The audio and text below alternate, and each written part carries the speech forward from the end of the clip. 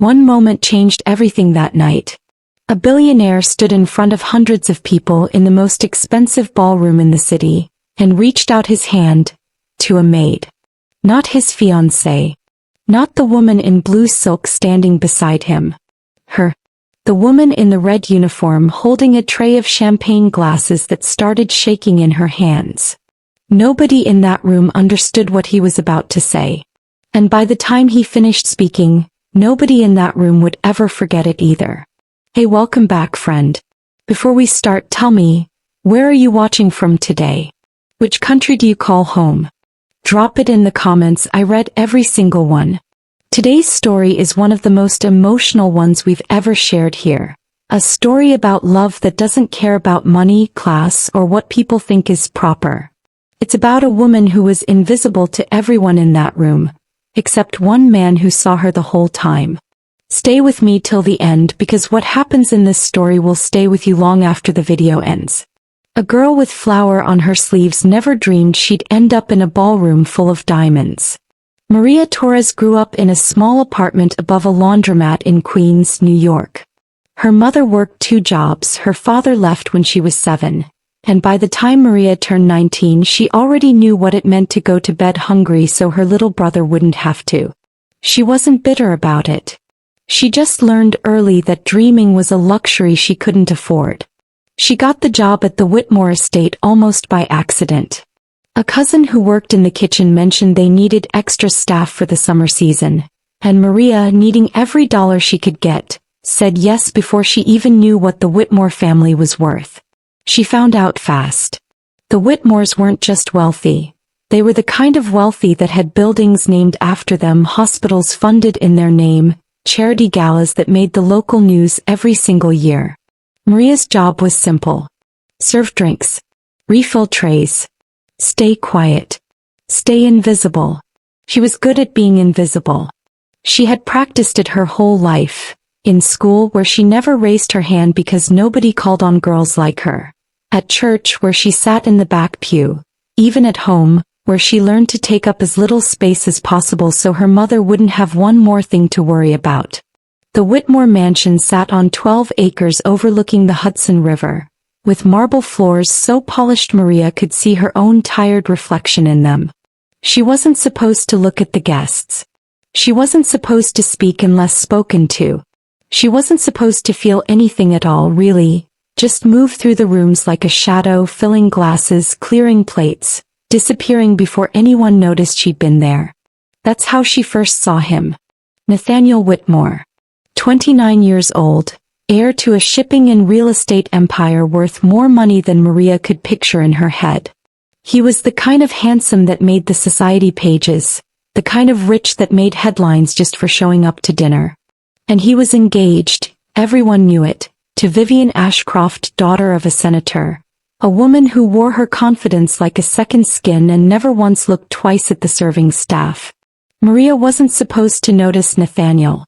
But on her 3rd week working the Whitmore events, she dropped a tray of wine glasses in the kitchen hallway, and instead of yelling at her like his mother would have, Nathaniel Whitmore, in his $3,000 suit, got down on his knees and helped her pick up the broken glass.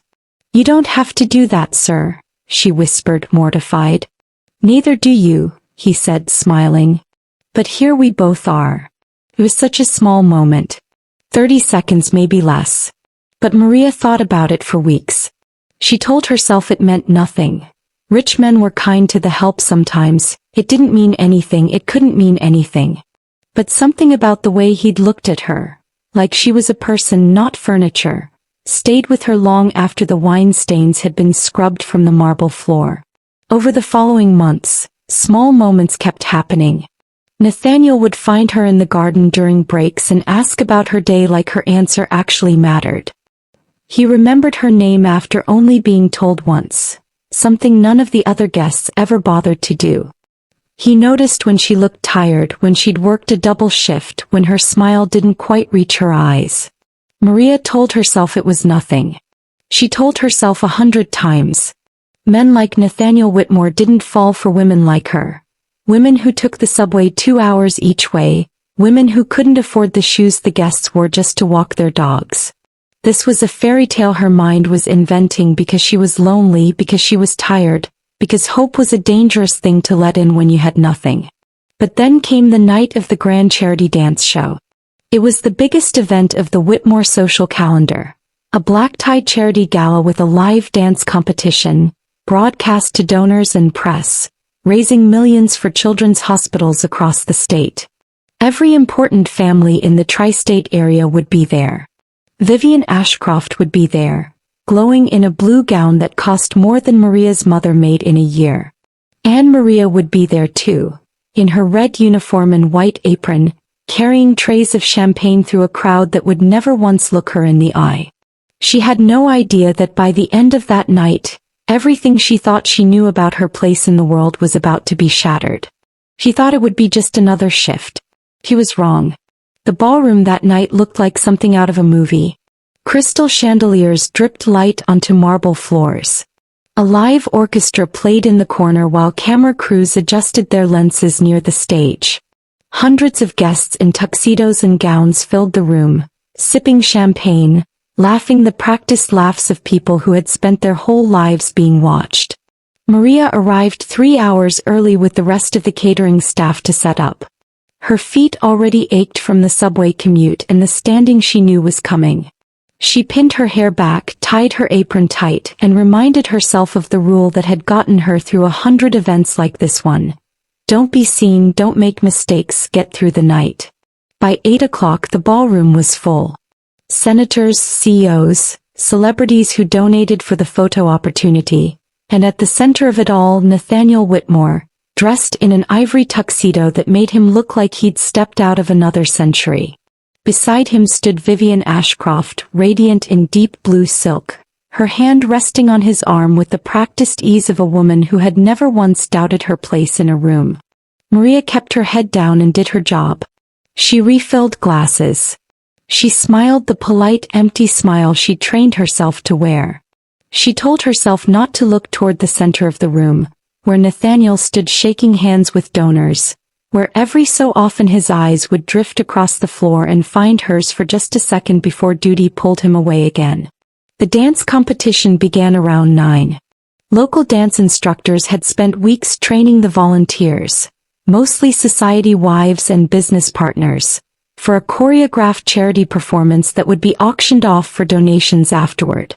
Vivian was, of course, one of the featured dancers, trained since childhood in ballroom technique, moving across the floor like she'd been born knowing exactly how to be watched.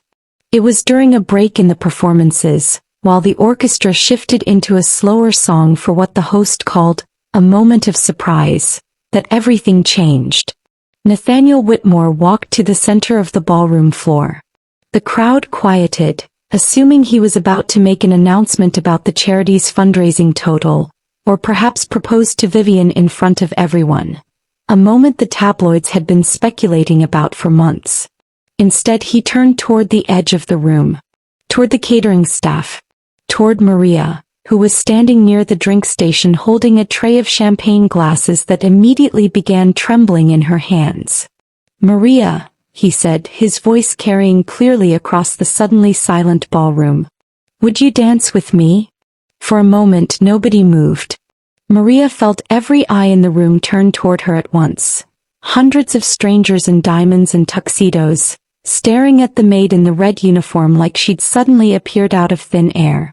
Vivian's face went from confused to something colder, harder, as she realized this wasn't a joke. "Sir, Maria started, her voice barely above a whisper. "I don't understand." "I know," Nathaniel said, walking closer, his hands still extended. "I haven't explained anything yet. But I'm asking you to trust me for one dance. Just one. And then I promise everything will make sense." Somewhere in the crowd, a woman gasped. A phone camera clicked. Vivian took 2 steps forward, her voice sharp enough to cut glass. "Nathaniel, what exactly is this?" But Nathaniel didn't look at her. He kept his eyes on Maria, his hands still open, waiting. Maria's mind raced through every possible reason this could be happening, and none of them made sense. Was this some cruel joke? Some bet among rich friends to humiliate the help in front of cameras? Her hands shook harder around the tray, and a young server quietly took it from her, whispering, "Go. Just go." She didn't know why she stepped forward. Maybe it was months of small kindnesses that had built trust she didn't know she'd been storing. Maybe it was the way his eyes had never once looked away from hers, even with hundreds of people watching. She placed her hand in his. The orchestra began to play. And as Nathaniel Whitmore pulled the Maid of the Whitmore estate into the center of the ballroom floor, in front of senators and celebrities and his own furious fiancée, the room held its breath, waiting to see what would happen next, never imagining that the real twist of the night hadn't even begun. What Nathaniel said next made the entire ballroom go silent. The music slowed. Maria's feet moved on instinct, some half-remembered rhythm from childhood dance classes her mother had scraped together the money 4 years ago before things got hard.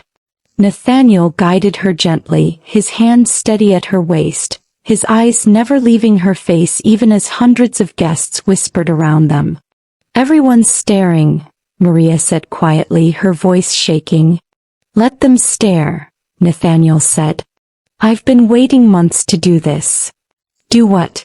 "Humiliate me in front of your fiancé?"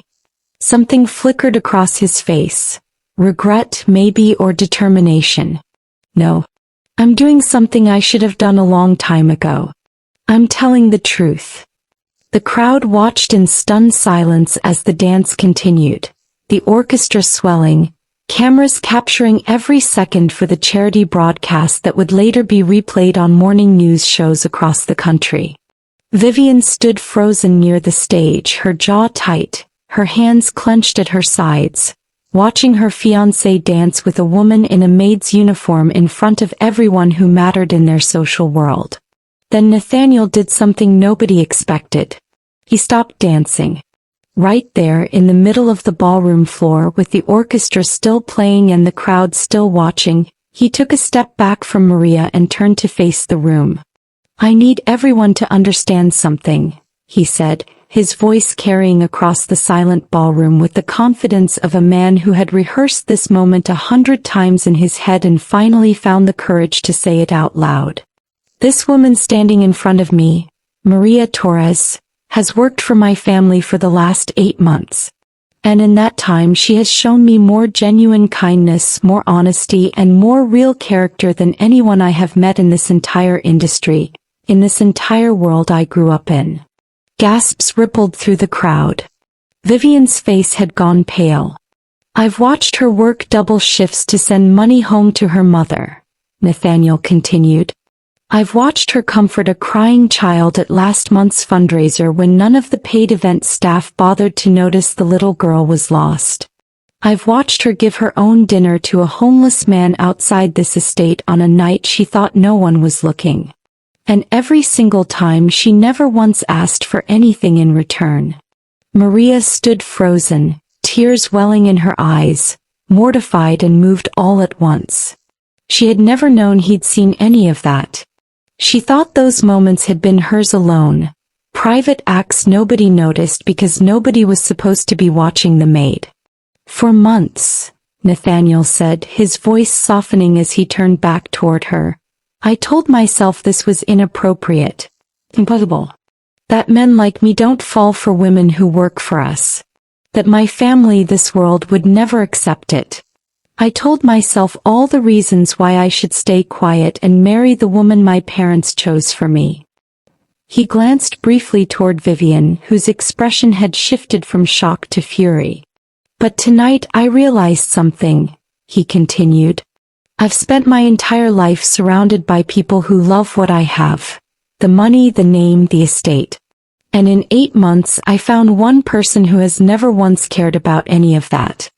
Who has treated me like a person, not an inheritance. And I let fear keep me from telling her the truth for far too long." The ballroom was utterly silent now, hundreds of the wealthiest, most powerful people in the region holding their breath, waiting. "Maria," Nathaniel said, turning fully to face her, taking her trembling hands in his. "I know this isn't how any of this is supposed to happen. I know there are 100 reasons this shouldn't work. that people in this room are already deciding how scandalous this looks. But I don't care anymore. I've spent my whole life doing what was expected of me, and I have never once been as certain of anything as I am of this. Vivian's voice cut through the silence like a blade. Nathaniel, you cannot be serious. You're going to end our engagement, in front of everyone, for a maid. The word landed like a slap and several guests visibly flinched. Maria felt her face burn with humiliation, the old familiar shame of being reminded exactly where people like her stood in a world like this. But Nathaniel didn't flinch. He turned to Vivian, his voice calm but absolutely certain. Vivian, you and I both know this engagement was never about love. It was about our families, our companies, the merger our parents wanted.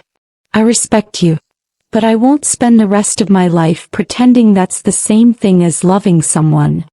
He turned back to Maria, and the entire ballroom leaned in breathless, waiting to see what would happen next.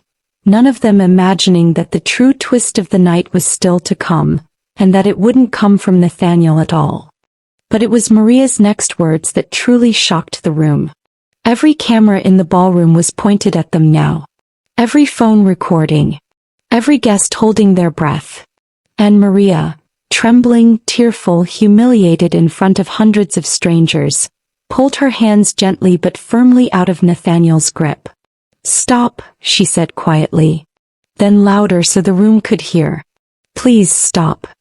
Nathaniel blinked, confused. "Maria, you don't get to do this," she said, her voice shaking but growing stronger with every word. "You don't get to stand in front of hundreds of people and turn my life into a spectacle to make yourself feel brave. You think this is romantic? Announcing your feelings in front of cameras, embarrassing your fiancé, putting me on display like I'm the prize you get for being honest." Gasps rippled through the crowd again, this time for a different reason entirely. Nathaniel looked stunned, his carefully rehearsed moment crumbling in front of him. "I have worked every single day of my life to be invisible in rooms like this," Maria continued, tears streaming freely now but her voice steady. "Not because I'm ashamed of who I am, but because that's the only way people like me survive in worlds like yours, by not giving anyone a reason to notice us, to judge us, to use us. And tonight, you took that safety away from me without ever asking if I wanted it." The ballroom was dead silent. Even Vivian looked stunned into stillness. "You said you've watched me for 8 months, Maria said. "You've seen the double shifts, the tired eyes, the small kindnesses. But did you ever once ask me what I wanted? Did you ever once consider that maybe I don't want to be your rebellion against your family, your grand romantic gesture, your headline? Did you ever think about what happens to me tomorrow when the cameras are gone and I still have to survive in a world that will never let me forget I was just the maid who caused a scandal?" Nathaniel's confidence had completely dissolved. "Maria, I didn't mean." "I know you didn't mean to hurt me," Maria said, softer now. "I believe your feelings are real. I felt something too, if I'm honest, these past few months, the way you talk to me, the way you see me. It scared me because I let myself hope for something I never thought I'd have. But hope isn't the same as being ready. And you weren't ready either. You were just tired of being scared, and you used me to finally be brave." She wiped her eyes, straightened her apron, and looked around at the hundreds of faces watching her. Some sympathetic now, some still shocked, some ashamed of their own judgment. "If this is real," Maria said, turning back to Nathaniel, "then it doesn't need an audience. It doesn't need cameras or a ballroom full of strangers deciding whether my life is a scandal or a fairy tale. It needs you showing up quietly, honestly, and asking me, not telling a room full of people, whether I even want this." She took a step back, and for the first time all night, the room that had been holding its breath around a rich man's grand gesture found itself moved by something else entirely. A woman who had refused to be anyone's spectacle, even for love. Vivian, who had come into the ballroom that night expecting to be humiliated, found herself instead staring at Maria with something unexpected in her expression. Not anger, but respect. "She's right, Nathaniel," Vivian said quietly, loud enough for those nearby to hear. "You didn't do this for her. You did this for yourself. Nathaniel stood in the middle of the ballroom floor, the orchestra long since gone silent, hundreds of eyes on him, and for the first time in his privileged life, he had absolutely no idea what to say. Maria turned and walked out of the ballroom, past the stunned catering staff, past the cameras still rolling, out into the cool night air, leaving behind a room full of the wealthiest people in the state, all of them suddenly reconsidering everything they thought they understood about class, love, and courage. Nobody in that ballroom expected the maid to be the one who taught the billionaire what real love actually required. 3 weeks later, something happened that no one, not even Maria, saw coming. Maria didn't go back to work at the Whitmore estate. She couldn't. The video of that night had spread everywhere within days. Clipped, shared, argued about on social media, dissected by talk show hosts who had opinions about class and love and whether Nathaniel Whitmore was a romantic hero or a privileged fool.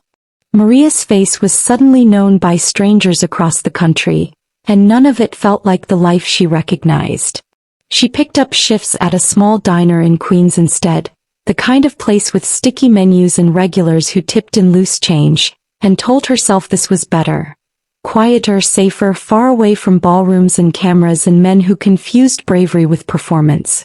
3 weeks after the gala, on a quiet Tuesday evening near closing time, the diner door opened, and Nathaniel Whitmore walked in wearing jeans and a plain gray sweater, looking nothing like the man in the ivory tuxedo who had once stood at the center of a ballroom. He sat at the counter. No cameras. No crowd. No orchestra. Just him alone waiting. "I've been coming here every Tuesday for 3 weeks," he admitted quietly when Maria approached, her expression guarded. "I didn't want to make another scene. I just wanted to see if you'd talk to me. Quietly. Just us." Maria crossed her arms. "Why now? Why like this?" "Because you were right," Nathaniel said. "Everything you said that night, I've thought about it every single day since. I didn't ask what you wanted. I made you a headline instead of a person.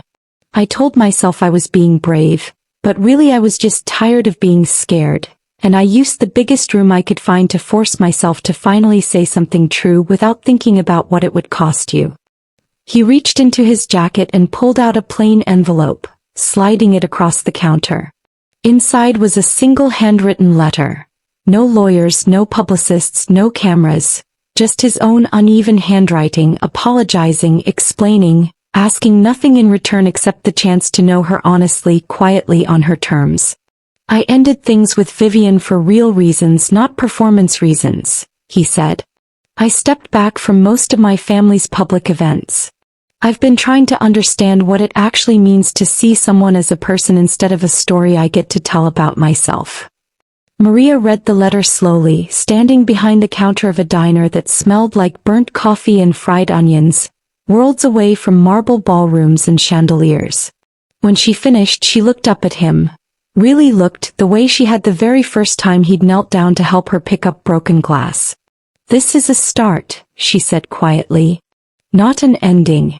A start." Nathaniel nodded, understanding completely. "I'm not asking for the ending. I'm asking if I can earn one."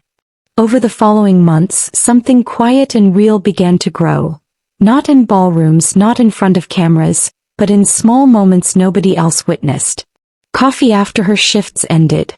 Long walks where he asked about her mother, her brother, her dreams beyond survival.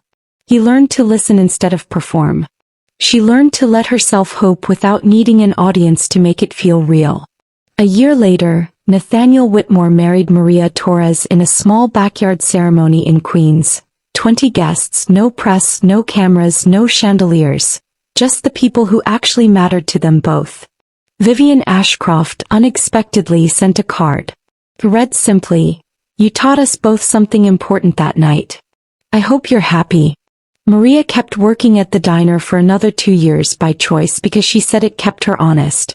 Eventually, together they used their combined resources to start a foundation supporting domestic workers and hospitality staff across New York.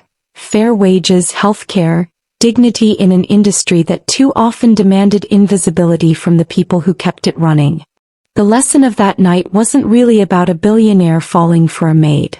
It was about the difference between performing love for an audience and choosing someone quietly, honestly, again and again when nobody is watching at all. Real love doesn't need a ballroom full of strangers to make it true. It just needs two people willing to see each other clearly and choose each other anyway. If this story touched your heart today, friend, that means the world to me. If you believe love should be honest instead of performed, hit that like button. If you want more real, heartfelt stories like this one, subscribe to the channel. It truly helps us keep telling them. And if someone in your life needs a reminder that real love shows up quietly, not just loudly, please share this story with them. Thank you for staying with me until the very end. I'll see you in the next story.